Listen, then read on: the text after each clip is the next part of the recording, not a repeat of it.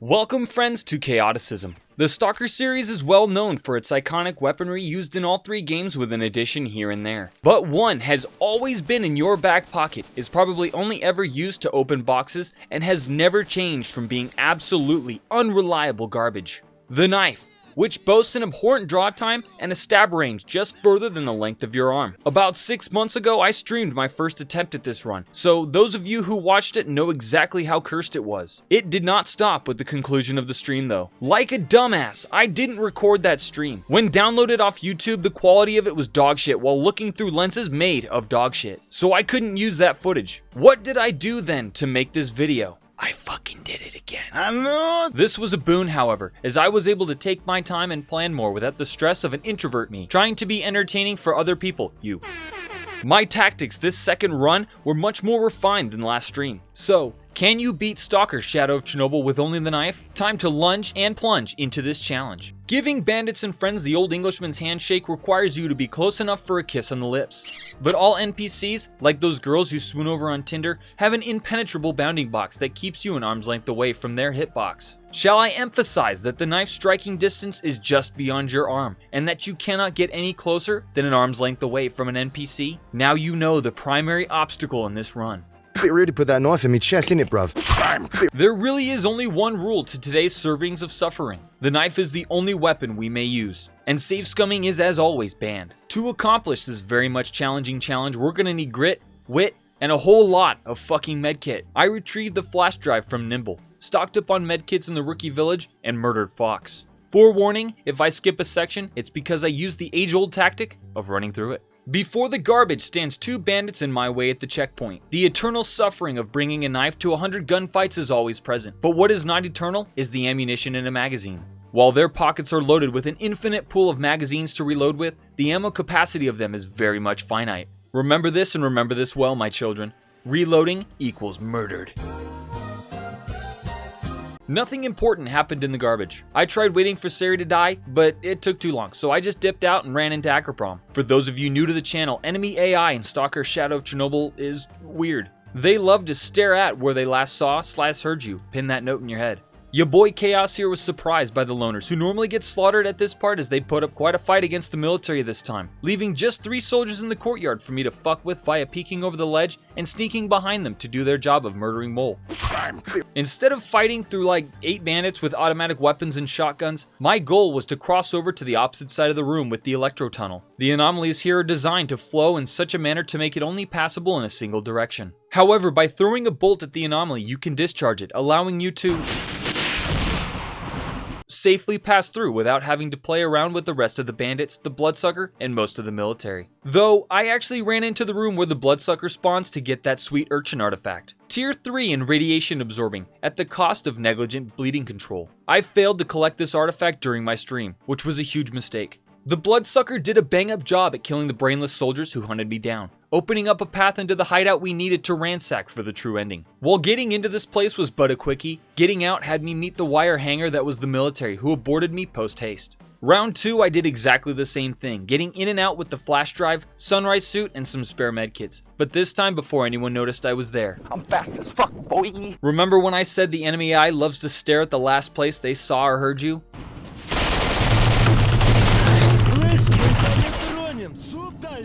The next trial presented before me was to nab the documents from the 3rd floor of the Agroprom building, guarded by an entire platoon of Ukrainian soldiers. It was obvious stealth would be my only option. I made my way around the back like always and did my best to zoom up to the 3rd floor through all the bullets that were showering me like rain. With documents in hand, I zoomed down the ladder and died in an anomaly while attempting to retrieve all 3 of the Nightstar artifacts that spawned. Not gonna lie, this run was pretty high on the luck factor with formidable loners, high artifact spawn rates, and some big blind goobers as you'll see later on. Angered at this cruel and unrelenting world, I took my rage out on the boars and introduced them to the slaughterhouse that was the space 3 feet in front of me, killing all but one by myself. I took a little intermission around the bar to complete a few side objectives. The first one was clearing out the bloodsuckers in the village for skinflint and claiming that crystal artifact. I claimed the Bulldog 6 in the basement of one of the houses and murdered Master for the other set of mama's beads you get from Snitch. Lastly, I juked the merc sitting at the end of the hallway below the snipers with my patented tactic and claimed the Mika artifact. Skipping to the dark valley now, I snubbed Bullet and took the tunnel route into the bandit base, managing to sneak my way all to the roof, jump in through the window, and slip on up to the main building's roof with nearly zero resistance. All that remained was to brute force my way down into Bohr's office, where he apparently killed himself. I didn't stab him, which saddened me, as I wanted to butcher that pig myself. I escaped the bandit base to find Bullet getting his ass just pounded from behind by a bandit, whom I proceeded to murder in defense of another, and collected the mama's beads from the secret stash next door. Probably should have done that first. But enough with the boo-hoos, as more boo-boos were on the menu with these fucking burner anomalies. From my stream, I experienced the completely bonkers attack speed these snorks had, so I decided to swerve on by them this time. Thinking I was cool, which I'm totally not, I attempted to clear the burner hallway without getting cooked and with snorks hot on my ass. However, life had other plans, as my scrumptious butt just loves the burning, so I proceeded to get spit roasted over and over and over again. More than a quarter of my total deaths were to these burner anomalies alone. The curse lives on, boys and girls. With the hard part of X18 done and over with, and a new lucky crystal artifact in my pants, totally not a euphemism, I quickly descended to the bottom of this shithole. For the sake of time management, I decided against slaying the poltergeist on this floor, as if that would have done me any good, and got the code to face the pyrogeist. This proceeded to go the opposite of very well.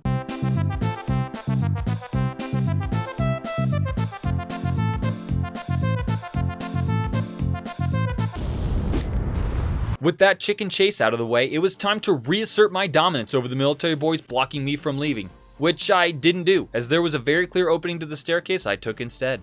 Escorting dead Kruglov's orange body double was easily the second hardest part of all of Yantar. With a bunch of zombies standing in your way and blasting caps in your ass, I managed to pull through by the skin of my teeth and zoomed past all the threats in the factory before descending into X16. Besides that, my jaunt through X16 was flawless. The zombies stood no chance against my knife and the snorks my speed. I even managed to avoid getting mind flayed by the controller by jumping while standing behind the door. Upon emerging from the tunnels with those insane one-shot snorks, I decided to buy something nice for myself. A Save-A-Suit, which boasted equivalent bullet protection to most of the suits I was going to pick up anyway, that had superior anomaly protection that we all know I needed. I grabbed the 2 Moonlight artifacts on my way back to the bar and replaced the Save-A-Suit with the Duty Suit, rewarded by General Vronin for giving him the Bulldog 6. What a fucking waste. Okay, so earlier I told you guys I was doing most of the main missions. That remains true, and thus it was time to run on down to Cordon, talk to Guide, and zoom back on up to Agropom to get blown up by Doc. And with that, we returned to the army warehouses with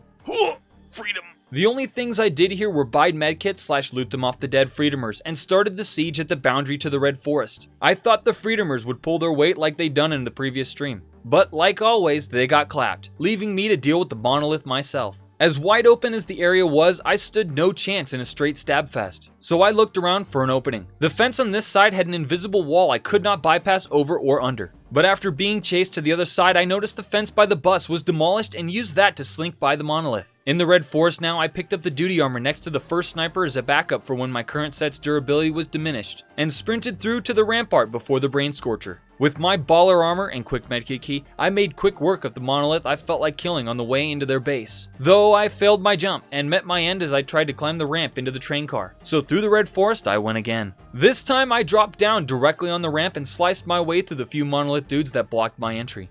Anyone familiar with my channel and S.T.A.L.K.E.R in general knows that upon flipping this lever at the bottom of X19 suddenly spawns dozens of monolith fighters on the return trip up this linear hell climb. This part has always been the bane of my channel's existence. With the patience of a saint and medkit stash of a pack rat, I took my time systematically clearing out the monolith as they ventured around corners, rushed me like a dickhead, or waited for them to pass by whilst I jumped in for the you bitch. Adding X-ray vision to my repertoire of clever tactics, I continued patiently ripping and tearing my way through the monolith. When it was all said and done, I had managed to resurface from this pit of despair with, I'm not kidding you, 1 single death. To that dick at the end of the bottom floor via missing the mark on the most important first thrust. I watched and looted the Freedomers, Dutiers, and Monolith-ers on the road to Pripyat. I considered this the point of no return, as running back through Pripyat and the Red Forest took an abhorrent amount of time. I was not ready to give this already ass-slapping challenge run. Thus, I took my chances with only 51 medkits, 52 bandages, and some little niblets for the road. Oh yeah, I was ready. Upon entering Pripyat, I turned on the NOS to blast my way past the monolith and nab the first of many Bulat suits from the hotel. I'll talk more about this suit and why it's superior to the exoskeleton in a minute, but I first needed to sprint my way into the CNPP. And no, I did not get the Fangs goodie stash this time around. The only trouble I had here was the horde of monolith boys sitting outside the entrance to the power plant. I noticed the guy blocking the entrance had a pistol, and took my chances brute forcing my way through him into the train shed. I was immediately jumped by a couple more monolith fighters hiding around the corner here with automatic rifles, but used a white arc, and the quick medkit key of course, to whip around them and down into the hole. With great forethought, due to the excruciatingly long time I spent dying in this area during the streamed run, I already had my trap cards loaded, just waiting to be activated. I wasted no time bolting down into the secret stash beyond the hole in the wall to claim a few tier 3 artifacts, some more medkits, and that sweet exoskeleton. Now began the onslaught. Without a stream to please and multiple tier 3 radiation absorbing artifacts on my belt, I could take all the time I needed to plan out my attack. The first step was getting out of the high level radiation pit. With the exoskeleton on my back, I took my chances dicing the 2 monolith guarding my exit from the room. Next was the hole in the wall. During stream, the monolith absolutely refused to pass through it. But during this attempt, like 3 of the little bastards came Congo lining out of the damn thing that forced me to just slay and pray away. But I came out on top. I sat outside the hole for multiple minutes watching and waiting for my chance to attack. After about 10, I went balls to the wall and decided 'twas time to breach the room. I waddled my heavy ass in and went for the guy on the left next to the stacked metal crate things. This provided dog shit cover, so I switched to the Bulat suit and sprinted at the next guy in the room, who ended up getting shot by his bros. All of the cover in this room may as well have been made out of paper, so I risked it all with my 40 remaining medkits, lunging and plunging my way around. By the way, that's why the Bulat is superior to the exoskeleton. With just a little less bullet resistance compensated for with artifacts, the ability to sprint allows for crazy distance closing and nearly quartering the amount of time you spend in the enemy's crosshairs. Lastly, I dove out from the darkness and stabbed the shit out of this poor monolith dude. Check your corners, dog. The whole room was finally cleared, and I proceeded the rest of the way to the back of the room where I was caught off guard with another monolith guy who stormed in through the cover of darkness. In my confusion, I did what I do best and began closing the distance, swinging my knife with reckless abandon. Bit of advice, try using knives next time. Works better for close encounters. I nearly fucking cried here, not gonna lie. So we had to do this all over again because I ain't no save scummer. I intended to save in the hallway after this room. So close, yet so far away. I was not blessed with a bunch of monolith pooping their way out of the hole in the wall this time. Only a few did, so I took matters into my own dangerous hands. Most of the monolith did the usual of stopping just far enough inside the hole that you can't simply walk through to piss you off. Using the darkness to my advantage, I managed a couple times to dive in and stab a bitch while also being able to dip out of the way without getting blasted. I then dropped my exoskeleton, leaving the bullet equipped, and began sprinting and stabbing my way into the fray. I missed a life claim and retreated back before plunging the knife into the last 2 monoliths standing in the room. I then executed the last living guy who lay wounded and scared on the floor. Fear me. Nobody was waiting to ambush me in the next hallway this time, and earned my next save. The next Herculean labor I was subject to was climbing the staircase and getting through the hallways at the top to the Wish Granter. 2 inattentive goobers walked aimlessly around the staircase, unaware of the blood that had been shed in the previous room. I hopped up the stairs behind their backs and stabbed them both like a little ninja bunny without either knowing what happened. The last guy at the top was more interested in the steps than anything else, not noticing me jump in for the kill, and took his death pretty casually. Having successfully stealthed my way up the stairs, the hallway guards had no idea I was there, and thus I had an opening to dart across into the adjacent room. Against Captain Price's training, I continued my sprint past the guy around the corner, who began shooting at my back. Now that they all knew I was there, getting trapped was a death sentence, so I pressed on, stopping only to kill a cock that blocked me in the hallway. And with that, I had done it. I had completed S.T.A.L.K.E.R Shadow of Chernobyl with just the knife. But wait, there's more. On stream, I stopped here, but I was on my own time now, baby, and boy do I have a surprise for you all. I'm going for the true ending. Before I continue, I want you guys to speculate how many times I died in this section. I want to see how much faith you have in me. I sped on up to the decoder door and hid in the corner for the 30 seconds it took to open, and steeled myself for the trial that lied before me. Long, narrow corridors and dark corners spelled death. For the monolith, with corners meant corner tactics, and for long open corridors meant empty magazine murders. The challenge comes from the bunching up the enemies in this section are notorious for, and the long corridors rapid fire weapons are amazing at suppressing. I first lunged into the adjacent room and used it to lure the nearby monolith into. I had a few lucky kills with little resistance, but nearly died to a monolith guy who backpedaled into a corner as I tried to close in on him, the momentum lost from his bullets halting me. I proceeded to die to the next guy with a whiff knife stab. Go figure. My second attempt was exactly the same, only the monolith gave me little time to think. I got ambushed by the first guy, whom I had to brute force my way through with quick medkits. The second guy saw me from the other side of the room and scurried on over, but he ran out of ammo and subsequently his life. I quickly encountered the next guy who snuck around the corner. I closed with and began thrusting in his direction, whereby I was met with another fucking ambush as I landed my killing blow. Keeping my finger quick on the medkit key, I waddled in and managed to stab the monolith fighter to death. I'm sure my hole-ridden face is fine. Now that the room was devoid of enemies, I made a quick decision to sprint down into the next side room while the coast was clear and stab the monolith in here before he knew what hit him. I hid in this room for a few moments before sprinting out into unending gunfire and proceeded to die. Like, what did I think was going to happen? I wrote this script 2 days after the run, and I have no idea why I did something so dumb. But anyways, I loaded up the save I made in that room and decided to play smarter and get harder. I camped the doorway until all the monoliths scurried back behind their own corner and rushed it like a single girl at the bar. I got a nearly free kill and ran back, only to do the tactic again and get a second safe kill. A third monolith guy with a shotgun rushed me and earned a one-way ticket to hell. The last troublemaker was further down the hall, but he soon ran out of ammo, to which I zoomed up and stabbed him. Now, this was the longest hall in the entire section that potentially posed a threat. I dodged the idiot with the Gauss rifle and breached the second side room that also had a monolith guy guarding it, whom I made short work of. Popping my head out and waiting for an opening, I watched until one monolith guy stepped away while the other one hanging with the Gauss rifle dude began reloading. I dove straight in and stabbed him, though I had to medkit spam my way past the monolith that started lighting me up from around the corner, waddling my slow ass into where the now switching to his inferior pistol guy was, and gave him a new mouth.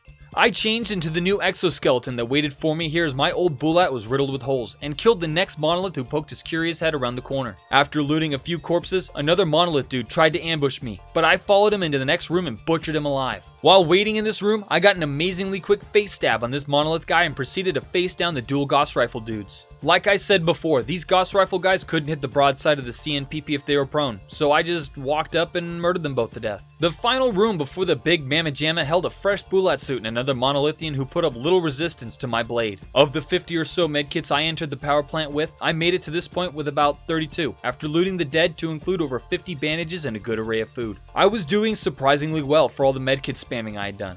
The last hurdle I truly feared was the next room. A tight room with a decent walkway into it and no darkness to hide in. I braced myself and took it slow. The monolith refused to leave their precious room, so I attempted to get a quick lunge kill while they all reloaded after launching a long hail of gunfire at me. I wasn't successful, but they did kill their own as I left. With no reasonable tactics to fall back on after a few boring minutes, and the final door still closed, I went fucking crazy and dove into the room knife ablazing. I managed to kill a few of the monoliths before I was caught slipping. You know it, I know it, and Voss diagnosed it. I'm downright insane and did the exact same fucking thing, expecting shit to change. That is crazy. When the time was right, I once again darted into the room with a little less reckless abandon and an actual plan. Kind of. You see, I only saw the one monolith around the corner here, but he was actually 3. Using the front monolith as my meat shield when they tried to escape, I pulled through with enough lost blood to feed a coven of vampires. But I was still alive after this YOLO tactic, and the room was mostly clear. I killed the last monolith who kept the door from opening and sped out of the room when it did, as the remaining monolith flooded in. But I didn't piddle about. I ran right back in and stabbed the only monolith in my way and quickly busted the pylons that powered the central device. How many deaths do you think I incurred here? 4. I thought it would be more, but I played it safe and took my time most of the time. With that, we were at the end, and I'm gonna be frank, this part was easy. I zoomed into the first portal, poked my head around and stabbed the 3 on this upper ledge with peak strats, and sprinted into the next few portals. My heart raced as I spread across the catwalk atop the CNPP as a dude with a rocket launcher awaits below. But he didn't shoot, so that was dope. I lured out the aggression on the first snork to clear my way to the next monolith guy on this bridge who had a rocket launcher. I missed my first stab as he redrew his boomstick and had me booped right on the nose as I killed him before he could pull the trigger. I continued my dead sprint and simple lunge kills through the next few areas of the monolith. There was no real danger here. After Sidorovich's portal is where the sections open up. The first one is easy as you can do simple jumps to make it to the portal without having to come close to the monolith. And now we make it to the final rooftop. I tried my damnedest to remember how I cheesed this area with easy jumps and found myself circling the entire area, only to walk along a risky edge and fall to the ground below. Normally the game is programmed to groan you to death when you're at ground level, but I received seemingly no damage here and was able to just walk my way onto this machine that I used to jump back onto the ledge. I then just used the stairs up to the catwalk and finally found my fun with this part, jumping around on parts that were not intended. The final ladder stood before me. I remembered after I was already going for it that a guy with an RPG spawns on the catwalk behind,